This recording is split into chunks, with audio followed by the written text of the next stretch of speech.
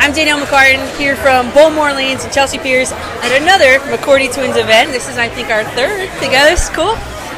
So listen, we look around, we see all these Rutgers guys. You've kept the family, you and your brother have kept the family quite tight over the years. What is it like to have them keep showing up to events like this? It's cool, man. I think it's an easy way for all of us to connect. It's a night out without being a night out. So we've enjoyed it ever since Brian really started this event a couple years ago. Guys have come out and supported, and then myself and Jason put on an event, guys come.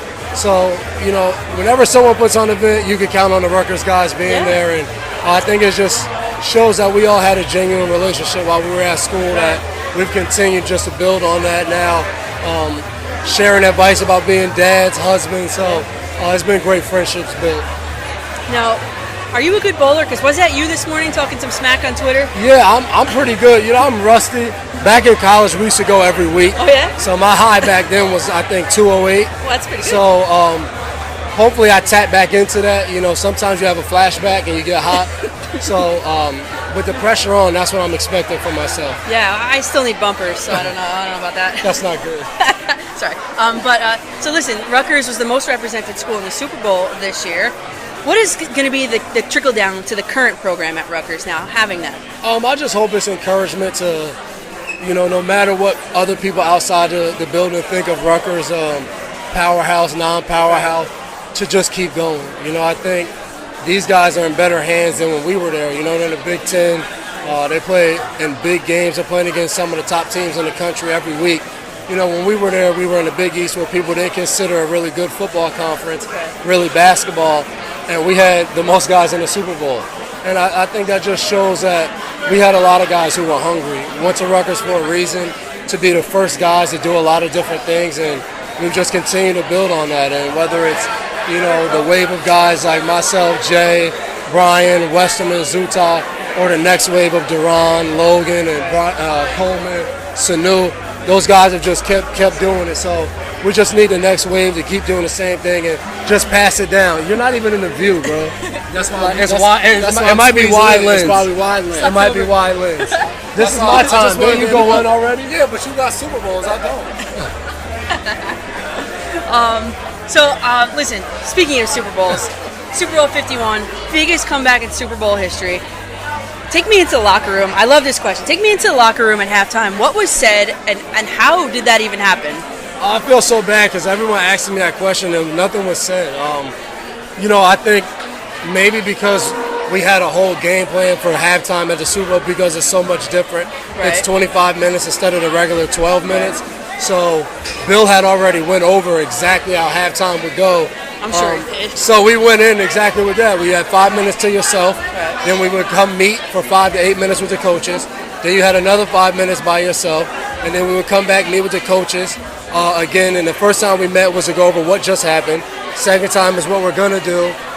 And that was it. Duran yelled in the locker room, "This is going to be the greatest comeback." And, it wasn't like everyone hung on that and we chanted that going out. Yeah. Everyone was like, yeah. To me, the biggest thing was we had a group of guys in the locker room that all still believed we could win. Yeah. And that's what showed in the second half. And it helps that a lot of you guys have done this before. Yeah, right? And we had a lot of experience in the game. But it was, to me, it was more of a belief. And it was the right way for the way this season was, with Tom being suspended, trading guy. So many different things happened during the season. To me, that was the game. That's how it was supposed to end for us. Overcoming adversity. Exactly. That's right. Exactly. All right, so if we could talk a little bit about the White House. I know you said you weren't going, but the team is going on April 19th. Now, this is the first professional team to go under the Trump presidency. The Cubs rushed in for Obama. How do you think the public's going to perceive the Patriots visit? Is it, I don't know, how is this going to go? I don't know. I think a lot of it's being blown out of proportion, so it's going to be perceived in a dramatic fashion, no matter which way it goes. For me, it's not a big deal. I just don't want to go to the White House, so I'm not going. Yeah. But no, I mean, obviously with all the events and different things that have gone on in the country, this is the first kind of big thing where a sports team is going. Yeah. But I think there's so many other things going on that's important in the world that it's not really important to worry about the White House. But when the time comes, it's going to be what it's going to be. You know, I think guys have decided whether they're going or not going. I think it's a personal, really feeling. You know, if you want to go, I think you should go no matter what anybody else is doing. I think if you don't want to go, you should do the same thing, not go. So, you know, like we haven't even talked about it. Like guys haven't talked. Yeah, it's not that serious. You know, I think it's just independent guys making their own decisions. Right. Now, I'm sure everybody was accepting of you. Now, during not wanting to go, during like the right after the election, I mean, the inauguration, you guys are playing the Super Bowl like the next week pretty much. Were politics discussed at all, or is that something you leave at the door? A little bit, but guys generally try not to talk about politics and religion, you know, because to me it's a individual thing, and usually when you get into those things, the individual opinions and differences are sometimes so extreme that it gets really bad. And honestly, what you believe in doesn't matter to the next person. It only matters to you. So we try to avoid that because it's a bad argument really for no reason. Anywhere. Yeah, exactly. Right. Now, I'm wrapping up here. As a Pro Bowl winning safety, Super Bowl champion, what tips could you offer? I don't know, let's say if Darrelle Revis tries to switch from cornerback to safety, what are the biggest differences between those two positions? It's really how you view the game. You know, I think as a corner, you're so focused on a matchup, a guy, or a zone, which is usually in the flat or deep third. Safety is just so much different because a lot of times, especially if you're in the middle, you're covering more space. You're not looking at the game from a corner side view. You have a whole, you know, field view. But then if anybody who moves, to me, you have to use your strengths at the new position. You can't move and try to be someone else because that might be what they're good at, even though they might say this is how the position is supposed to be paid. If you move, you're moving for a reason, and she'll play to your strengths. That was the biggest thing I had to learn was when I moved was the things I did well at corner. Obviously, people felt they could translate to safety, so do those things and let that show. So it's worked for me, and I think other guys have opportunity.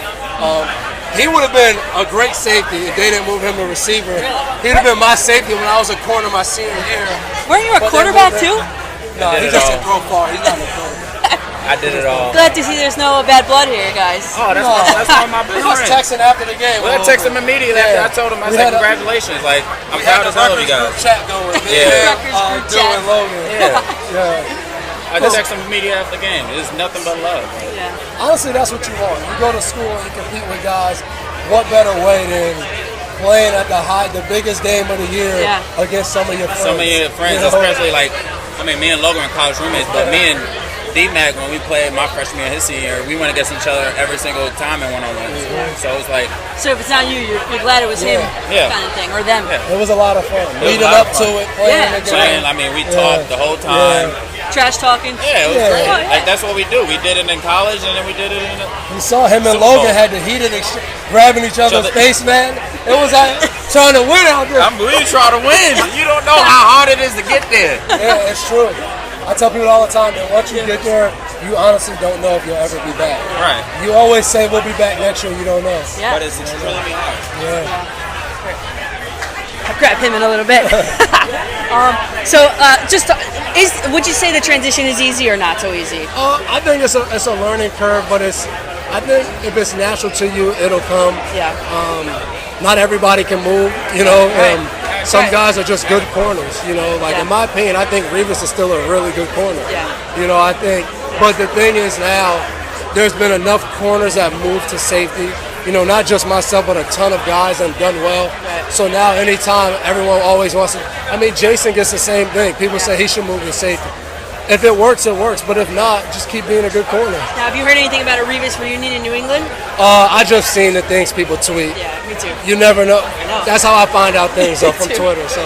All right, my final question. It's going to have to deal with the current event. Well, two, actually. You're a basketball guy, right? Yeah. Who do you have winning your bracket? I didn't do a bracket, but it's hard. I always say I'm gonna do a bracket, and then next thing I know the games are on. But I think honestly it's gonna be between Kansas and North Carolina. I think they're the two hottest teams. Whichever one gets in the finals, I think they're just tough. You know, I think UCLA is tough too, but I like, you know, you watch what Kansas did last night. Purdue was in the game, and the game ended up, I think 25-point game. They're just so talented, and to get up and down the court, they're tough. I had Duke. Yeah. Fucking. I never picked Duke. I'm always a Tar Heel over Duke. Man.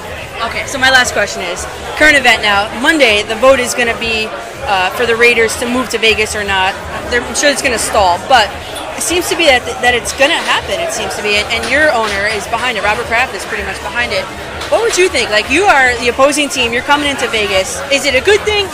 What are your thoughts on that? It's great for opposing team. You don't have enough time there, and even if you do, you won't get in that. It's bad for the home team, Yeah. It's tough to be successful in it.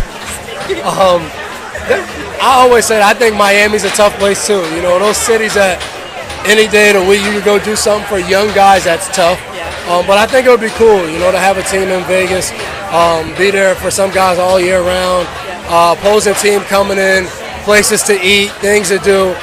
We would be the team you go in, you can't gamble. So that won't be a big deal for players. But I think it'll be exciting. I would love it because we would probably go in on Friday.